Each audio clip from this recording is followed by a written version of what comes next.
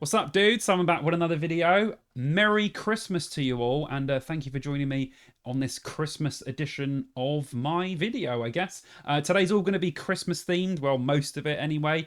So I'm going to be giving you guys my 5 favourite Christmas movies, my 5 favourite Christmas songs. I'm going to be eating some Christmas themed crisps for you guys, some roast turkey and stuffing. I'll do that right at the end of the video with just a general chit chat, and I'll chat some breeze, I guess. And of course, also, we got the Q&A. I put out some questions to you guys. No, you put some questions to me, and I will be answering them. That's how a Q&A works, Simon. Get it right in your head. I tasked you guys with asking me some questions, to which I have, and I will provide you with the answers. So lots of great Christmas-y stuff, and then just some random stuff to entertain you guys on this festive season. As you can see, I have gone all out, got the shirt, got it all going, really excited, love Christmas, not religious at all, but I just love Christmas in general. But yeah, anyway, let's get on with it. Okay, we'll start with the 2 lists first. We'll start with the movies, then the music, and then we'll move on to the Q&A, and then the crisps. That's the order of this video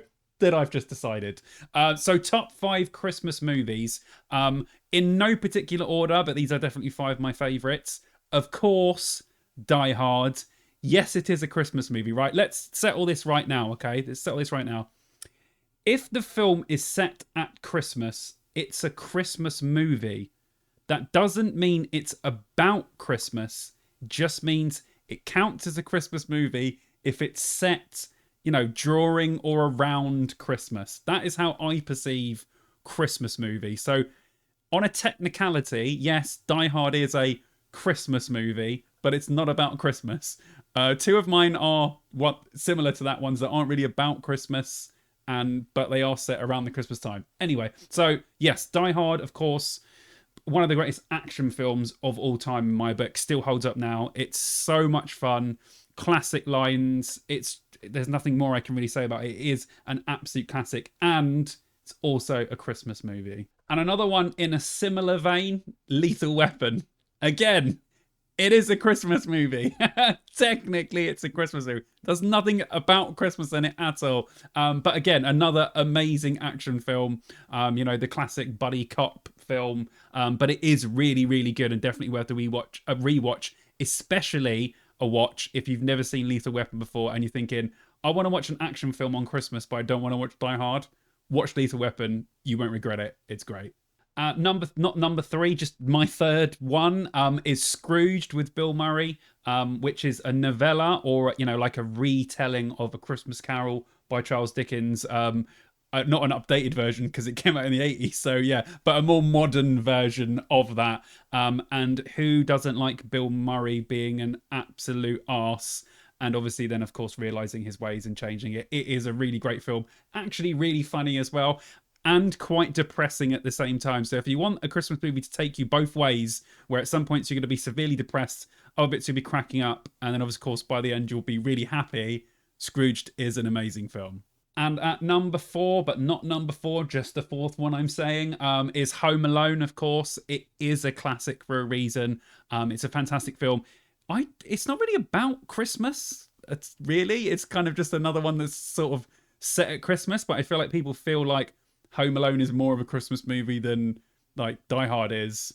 But I mean, I don't know. I haven't seen it in a few years. I should probably watch it. When did I think I watched it a couple of years ago. But I do remember obviously it being an amazing film. But I can't remember if it particularly has anything to do with Christmas, apart from being set at Christmas. But aside from that, it is an amazing film. Still holds up to this day. It's still great fun to watch. You know, all of the traps and just when the burglars coming in and them just being absolutely hilarious the whole time and getting hit with everything, it still hits, you know, the point, even when you're like a kid or even when you're old, still a classic film. And my final pick for one of my favorite Christmas movies would be the massively underrated Jingle All the Way with Arnold Schwarzenegger. A real great fun film with some classic Arnie lines in it.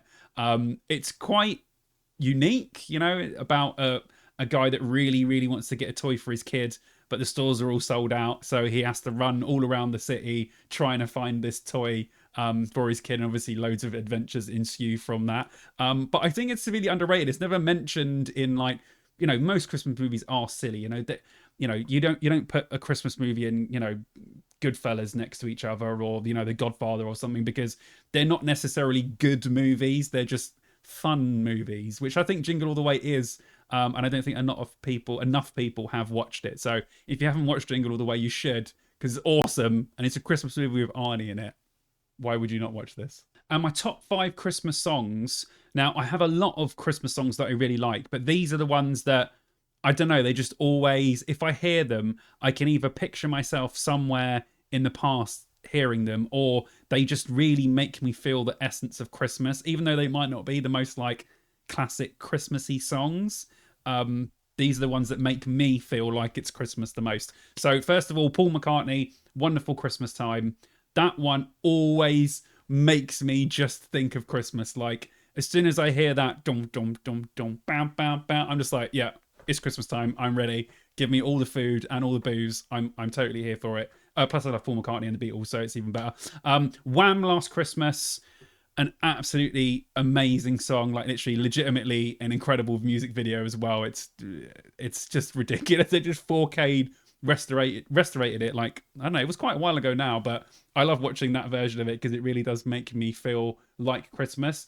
And I think that was one of the first Christmas songs I remember hearing as a kid. So that one always brings back like awesome Christmas memories.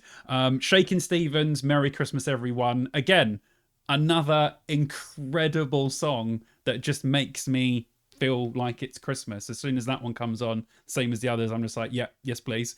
A more modern one, The Darkness, Don't Let the Bells End.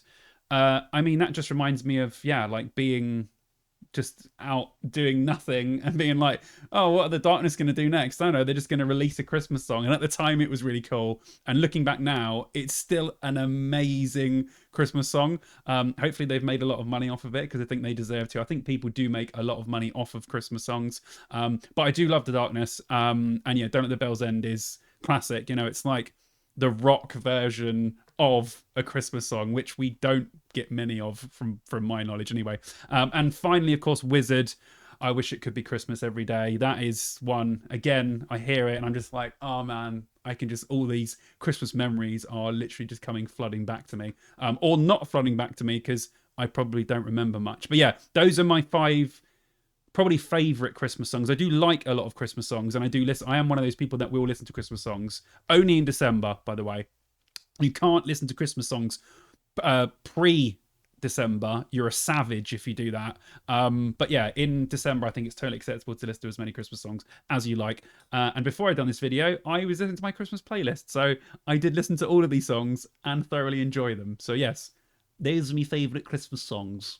Right, let's begin the Q&A portion of the video, because I had loads of questions come in. Some of them are awesome, some of them really hard to answer, but I will do my best, and I'll make sure that I read you guys out and I'll put it on screen so everyone can see the question as I'm reading them. So the first one from Keith Campbell 6632. Do you regret cutting your hair? No. I think the barber this time cut it a little bit short for me. It's not quite long enough on the top, but to a point I do, and I'm sure when I'm at a festival next year, I will be like, oh my God, look at all these rest of these dudes with their awesome long hair. Why did I cut my hair? But I go through the same cycle every time. I'll grow my hair really long, and then I'll get annoyed with it, and then I'll cut it. And then I'll grow my hair again, and then I'll get annoyed with it, and then I'll cut it. So it's fine. I've managed to keep my hair for this long. So hopefully I can keep it for longer and I can grow my hair like 1 or 2 more times before my hair really does start to dissipate away from my head. But no, I don't regret it right now. Ask me again in a year. Andy Taylor 4 has asked, which bands do you think will break through next year? And what are you most looking forward to next year? Bands is a difficult one. Do you want me to be perfectly honest this year? This is probably, in probably a good 5 years, the least I have listened to new bands this year. I haven't discovered a lot of stuff this year, or like been up with new bands. This has been sort of a weird reflection year for me, where I've looked back on stuff that I like to kind of see if I still like it. And a lot of bands that I already like have released albums. So I am super behind on up and coming bands at the moment. So do you know what? I can't answer that question. Maybe beginning of next year I'll be able to answer that question, because then I can like go, oh cat, come on, don't tear up my carpet, cat. Hey, sorry, I just had to tell off a cat. Yeah, that's right. Stop it. Yeah, so I can't tell you which bands are going to break through because I don't know. I can tell you that of a band we already like. If I don't know what the hell's going on with Bring Me the Horizons album, I just want to put that out there right now because that was supposed to be released so long ago, and I didn't like the new song they released. I don't like it at all. And it's the first thing that they've released that I haven't liked in a long, long time. So I'm quite worried about the new album. So it could be a make or break year for Bring Me the Horizon. That's for a dead cert. And what are you most looking forward to next year? What am I most looking forward to next year? I mean, festival season. Yeah, like definitely. That would be the thing I'm looking forward to the most. Oh, also, and the second part of June coming out in cinemas next year. I'm looking forward to that almost as much as I'm looking forward to festival season. But yeah, hopefully I answered the band one as much as I could. But yeah, looking forward to festival season. I can't wait. It's been such a long end to the year. I'm really looking forward to just getting back into the flow of things and watching some live music, in a field with all you dudes next year. Harley Higgins asks, Sleep Token albums in order from favourite to least favourite and why? And also, what do you think of the new masks? And Merry Christmas. Merry Christmas to you as well. First of all, the masks. I think the new masks are awesome. Yeah, Sleep Token haven't really been a band for that long, but they haven't really changed that much about their appearance. They were kind of a bit more drapey before, then they went to stuff that was a bit tighter, but they never really changed the sort of masks or style. So I like it.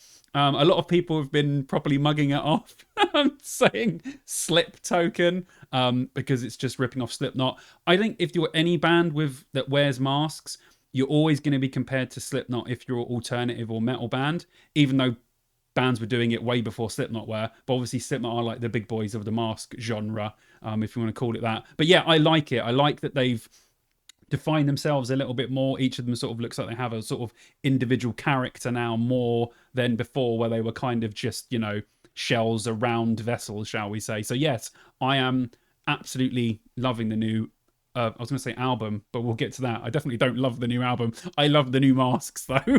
Definitely. Now, in order of albums, I'd say the new one, Take Me Back to Eden, is my least favourite. I think it has some of the best Sleep Token songs on it, but I think as a whole, we're talking about a whole album here. So listening from out, I'm one of those people that does listen to albums start to finish. I know, hard to believe in this day and age, but yeah, it didn't quite do as much for me as the other two albums did. It's like I said, standout tracks, amazing. But I think as an album, I don't think it flowed as well as the other two did. My second favourite would be This Place Will Become Your Tomb. I like it way more than I like Take Me Back to Eden. I think it's solid. I think, although I don't think it has as many standout tracks, weirdly, as Take Me Back to Eden does, I feel like as an album listen, it's much more consistent and sort of concise and feels like more of a story than the new one does. That's just the way I feel about it. And Sundowning, the first album, is by far, I know everyone's always, oh, you only like the first album. I hate those people that only like the first album. I hate them because the first album is normally not my favorites when it comes to bands. But in this case, I am that guy. And yeah, Sundowning is incredible. I think literally start to finish, it is just banger after banger after banger. And it was the album that made everyone really take notice of this weird, odd band that everyone was like, what on earth is this guy singing over this really weird, half genty, half pop, half dreamy music? So that one is my favourite. I think it's the most solid all the way through. It has great tracks. But as a band, I love Sleep Token. I love what they're doing. I love what they've done. I just really hope they take some time away because, like I was saying in my year review, they've done 3 albums in 4 years, which is insane. And they're all, I'm not saying I hate Take Me Back to Eden. It's still to a very good quality compared to other bands.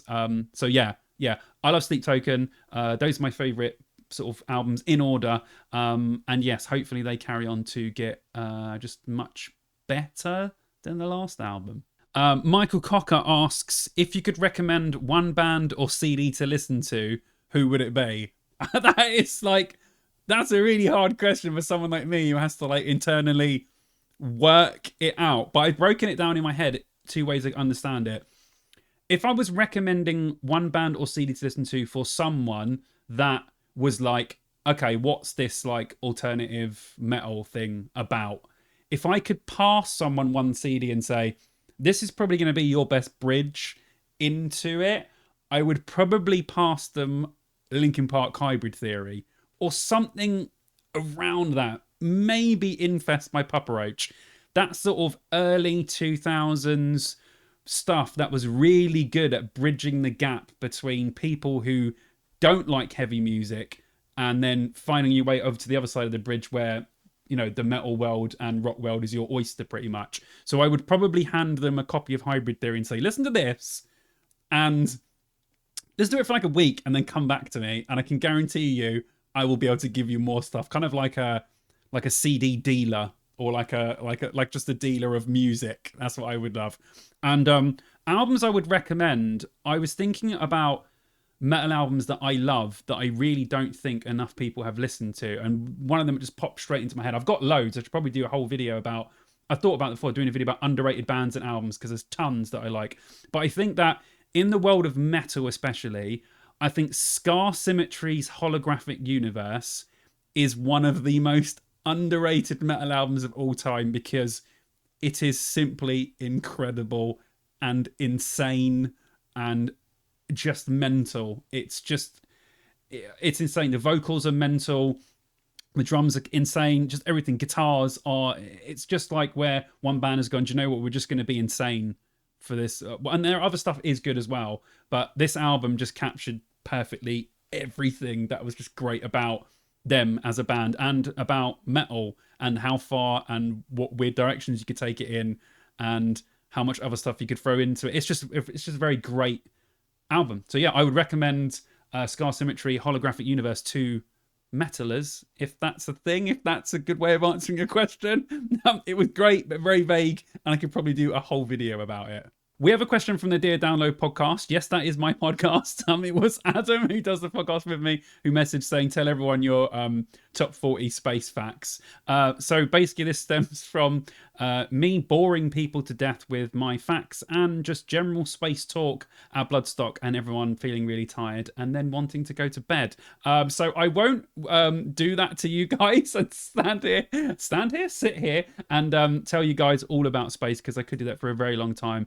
I am a big astronomy buff and I love all that stuff. But there is one thing about space I do want to show/tell you guys, which is one of the most interesting things, I think, to look at, and kind of gives you, I don't know, a sense of kind of feeling really small, but also feeling kind of important at the same time. But yeah, it's this Carl Sagan quote and a picture by the famous picture of the pale blue dot. So I'll just show that to you guys now on the screen. So this picture was taken by Voyager 1 on its way out of the solar system, and they turned the camera around and took a picture of Earth. So if you look in that sunbeam there on the far right hand side, that tiny little blue dot, that is Earth. I think it's about 4 billion miles away that picture was taken. It's really crazy. But this quote from Carl Sagan really sort of, I don't know, I feel like I have to go back to this quote sometimes to kind of put my life into some sort of perspective when you're, you know,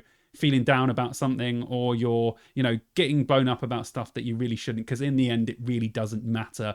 Consider again that dot. That's here. That's home. That's us. On it, everyone you love, everyone you know, everyone you've ever heard of, every human being who ever was, everyone that lived out their lives, every saint and sinner in the history of our species lived there on a mote of dust suspended in a sunbeam.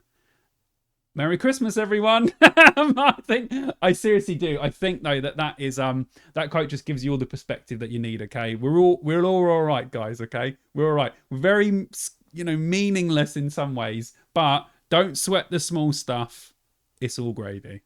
Joe Butler said, "What are your top three favorite metal covers of songs?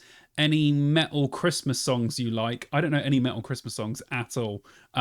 This can be a cover of a pop song or pure metal covering or pure metal covering metal. Okay, so my five favorites, I have loads, but five of my favorites I did write down. Killswitch Engage Holy Diver, because I love the original Holy Diver, love Dio, and I think that that is such a great cover. I like when bands make things their own. I don't mind a straight cover, and it is very much that, but it does also sound like a Killswitch Engage song, which I think is fantastic. I love it.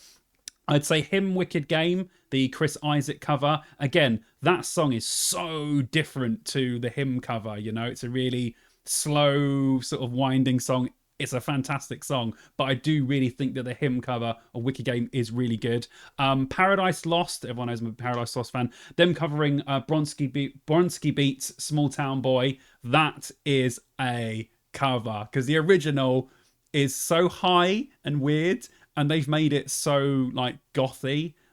It's just great. I love that cover.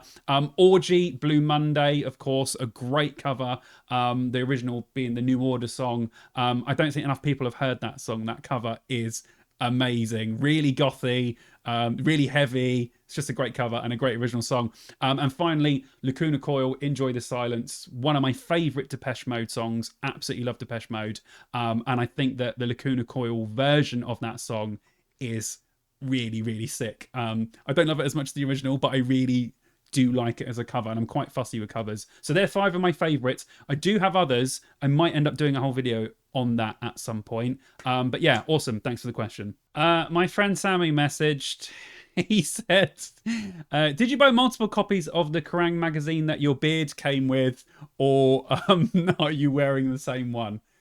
It's multiple copies. This is a Chino Moreno edition, you know, beard, but not quite, because you can't grow a beard, but I'll just grow a little bit here version. And I do have multiple. They all are different lengths, just to answer your question. Harp23 asks, what is the album or albums you believe that had the most impact on your music taste? And also which festivals will you be going to next year? So the first bit, I have actually made a list of a few that really influenced my tastes going forward. Slipknot's self-titled album, I was absolutely obsessed with. Like, I was obsessed with Slipknot from the word go. As soon as I heard them, I was in. I was done. I was on board. My whole room was just covered in Slipknot stuff. I did not stop listening to that album. My first ever paycheck I spent on a Slipknot t-shirt. So I remember I got to get the Slipknot t-shirt, was just an album cover, and I bought a Marilyn Manson hat. Those were the first two things I ever bought with my first ever paycheck when I was 16 years old. And yeah, the Slipknot t-shirt was one of the first things that I bought with my own money. So yeah, I've been obsessed with them pretty much ever since. I mean, I've always loved Slipknot. They've dipped a bit in their career and gone up and down for me. And I've never seen eye to eye with Corey on a personal level. But as a band, I think they are absolutely fantastic. And yeah, that self-titled one will always be an influence on me going forward. Another one being Iron Maiden Live After Death.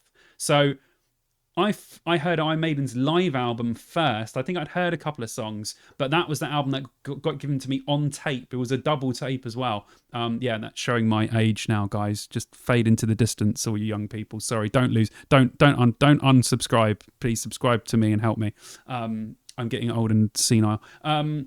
But yeah, that album really, really like meant a lot to me, because it was the first time I'd heard someone sing with like operatic style, like Bruce Dickinson did, and a first time I'd ever heard a live album before. You know, I'd never been to a gig at that point, so I had no idea what a gig was, what it sounded like. So listening to that album, and it is a real classic live album because Maiden just sounded great. It kind of just, I went, oh, if gigs are anything like this, I really want to go to gigs. And then a couple of years later, I was going to gigs all the time. So yeah, that one was a huge influence on me. Queen's Greatest Hits 1. I know it's weird to throw a compilation album in here, but that was probably one of the first albums that me and my brother and sister absolutely loved, and mum would just stick on all the time. And those that Queen's greatest hits, like all the songs on there are seared into my brain.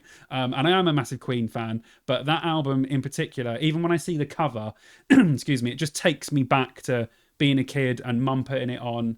And a lot of stuff like that as well, like Meatloaf sort of reminds me of that, Genesis, White Snake. I get all those kind of things flooding back to me when I think, excuse me, when I listen to those songs. So yeah, but Queen massively. And the other one that we already spoke about, Linkin Park Hybrid Theory. I didn't think that a band could make, like the perfect album or anything that good. And still to this day, you can listen to that album and just go, I don't even know. I don't even know how they made it. They have listened to that album in interviews and just gone, looking back, we have no idea how we made this album. It's insane. It was just like a bolt of lightning at one time that they managed to capture and put onto an album. So yeah, those ones are influential to me. Again, I keep saying this throughout this video, but it's a really good topic to make a video about. So I might take that one away and make a video about that next year because there's loads more stuff that I could delve into. But yeah, those definitely influenced me. And as far as festivals goes, definitely not going to Slam Dunk. Sorry, guys. Trees doesn't look great, but I still might go because my friends are going and I think I'll have a really good time. Definitely going to Download. Definitely going to Bloodstock. And I will see what else is happening. I think I might go to one sort of like Takedown or maybe one of the day ones that I can just drive to and maybe stay over the night. So I might get in a couple more next year. Not sure, but definitely Download. Definitely Bloodstock, most likely Trees. So 3 at least next year. And the final question of this Q&A, thank you to everyone that sent these in, by the way, from George Butler. So if you could pick one band to play Download/Bloodstock that would make the whole crowd hate you, but you'd be having the time of your life watching them, who would it be? Probably Nickelback. Yeah, I've always wanted them to play Download Festival. And after talking with the booking team, if you haven't seen the interview, go back in the videos. But they were saying, they've tried to book Nickelback. They're on the list. They want to get them. They probably will end up getting them one year. And I just think it would be an absolute blast. And F you to all the haters. I will be singing all the songs, going absolutely mental. They will probably put on a fantastic show as well. So yeah, Nickelback. I would love to look over and just see people hating it because I would be laughing in their face and just having the best time as a Nickelback fan. So yeah, thank you everyone for sending those in to me. Really great to get your questions and answer them. Some great questions in there. So ones that made me think more and have given me more fuel to do more videos next year. So thank you. I always love talking to you guys and thank you very much. Right, let's eat some crisps, shall we? As I said before, I got these roast turkey and stuffing thick crinkle cut crisps. Seabrook. They were from Lidl. I was in Lidl and I thought, why not? So I'm not going to do a silent crisp eating, and I'm not eating this entire bag. I'm sorry. I'll get quite a way through it. But yeah, just a general chit chat with you guys again. So yeah, thanks for sticking around this long as well. Let's get a good whiff. It smells a bit like farts. Roast turkey. Okay, it smells good now. It's just the initial opening of the bag. But I give you guys a nice little look in there. Look at that. Ooh, they are big boys as well. That is a good size. Look, that is pretty much the same as my head. I got a crisp head. But yeah.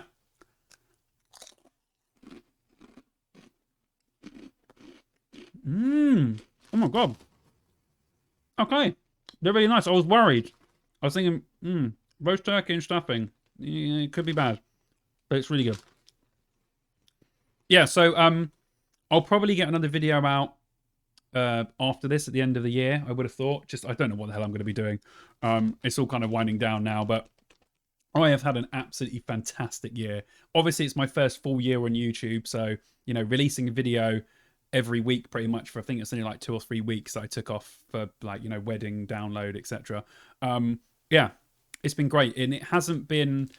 you would think putting out a video, putting out a video every day, that would be hard work. But it hasn't really been for putting one out every week. I feel like I always have ideas and there's always something I want to talk about, or there's always something happening that I want to talk about, which is crazy. I think for next year I have to figure out what to do when it's not festival season, because I don't want this to just become like a seasonal channel, because I did have a massive boost in and around download, and then it really dropped off, and then started to pick back up again, and then dropped off and started to pick back up. So I think I need to find some consistency, but obviously being for my first year on YouTube, I don't really think that that's an issue, because I have had so many views and, you know, people commenting and all sorts of stuff. So I am very, very happy by it, which is great.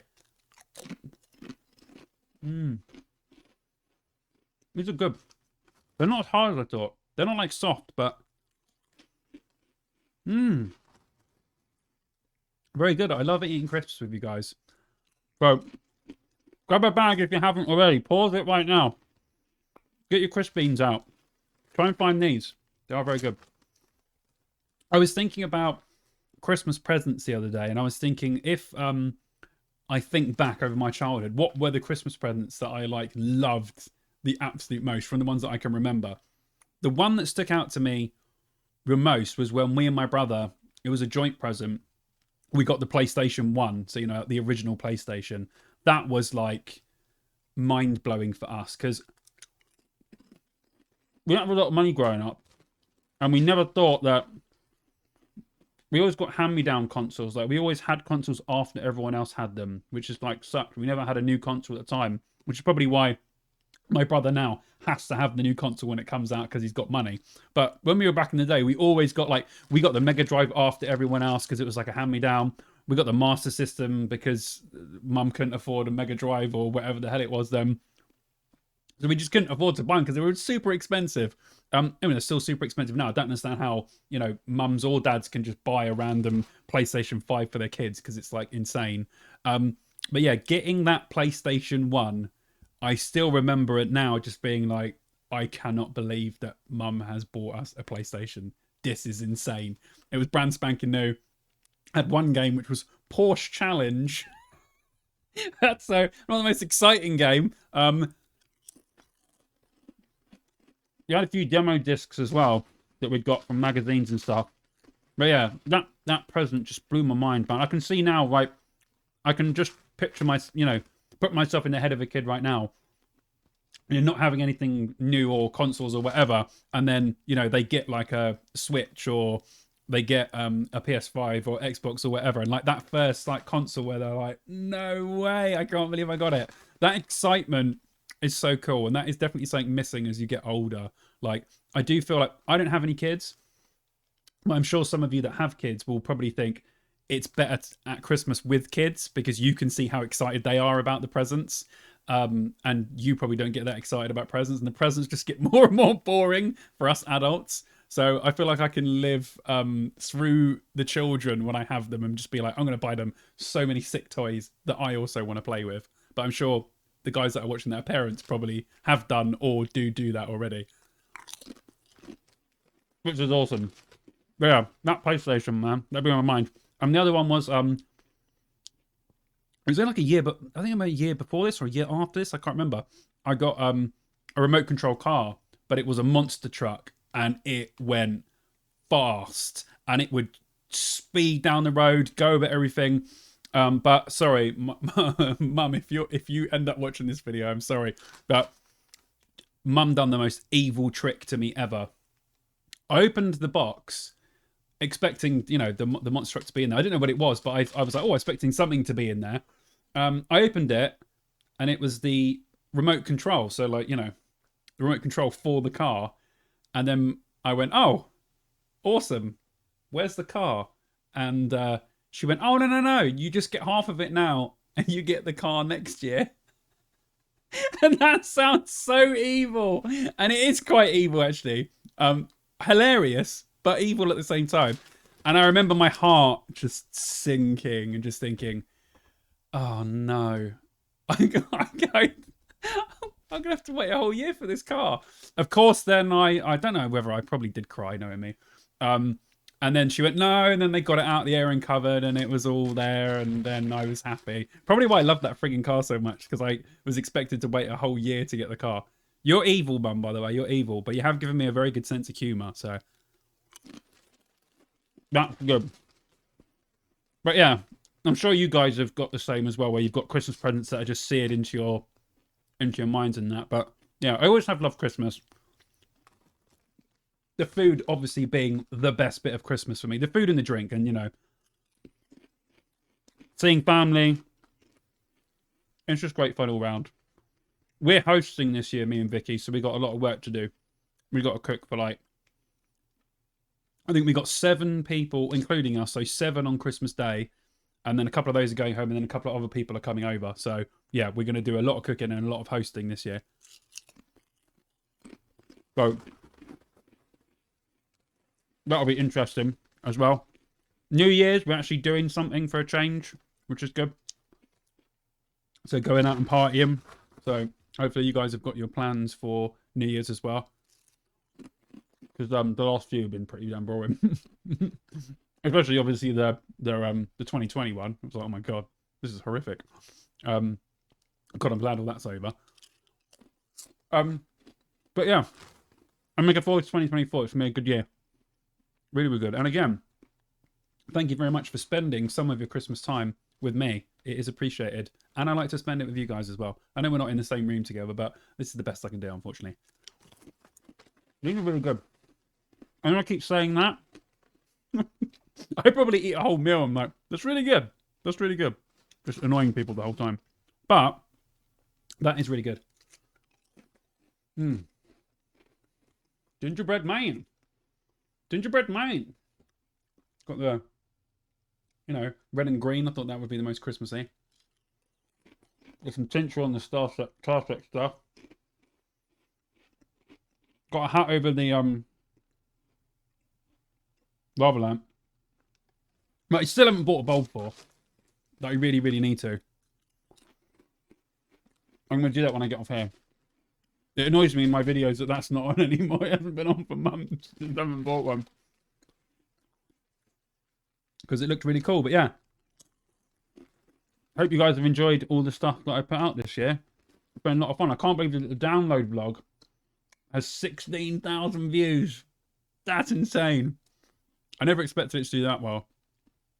Like, that is like mind-blowing. Also, the Amsterdam vlog that me and Vicky put up from our honeymoon has got like 12,000 views. I was like, how? It was just like a random vlog that I put out. But I'm guessing that anything to do with Amsterdam can be quite popular because it's obviously it's a destination that people want to go to. So that is insane. Yeah, I'm just so glad that my videos have done so well. I feel like I've said this before, but the videos that I spend the most time on get the least amount of views, it seems. And then the ones that I just like, except for the download one, but like the vlogs, but the actual normal videos I make, the ones that I like really, really work on, for some reason the algorithm just doesn't like them and no one seems to get shown them or no one watches them. And then the ones that I do in like 10 minutes, everyone seems to watch.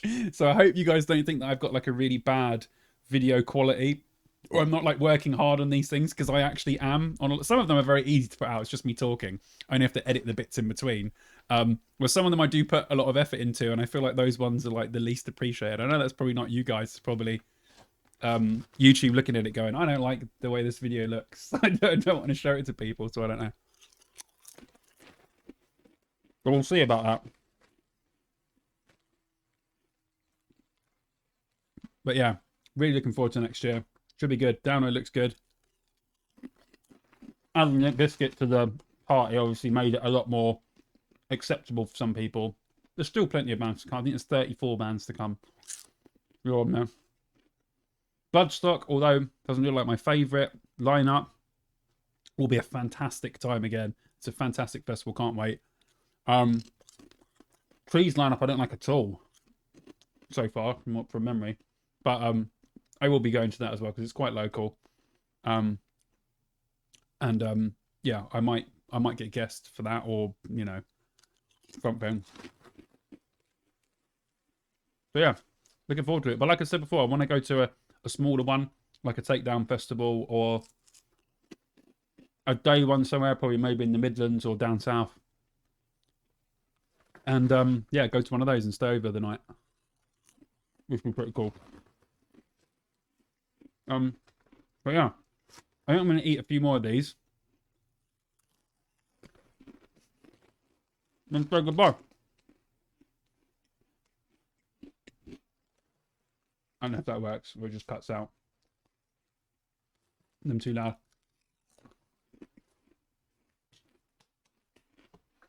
Mmm.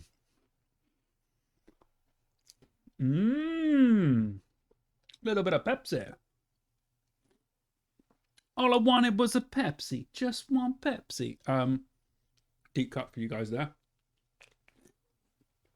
Oh, that was very good. Oh, crisp teeth though. They're everywhere.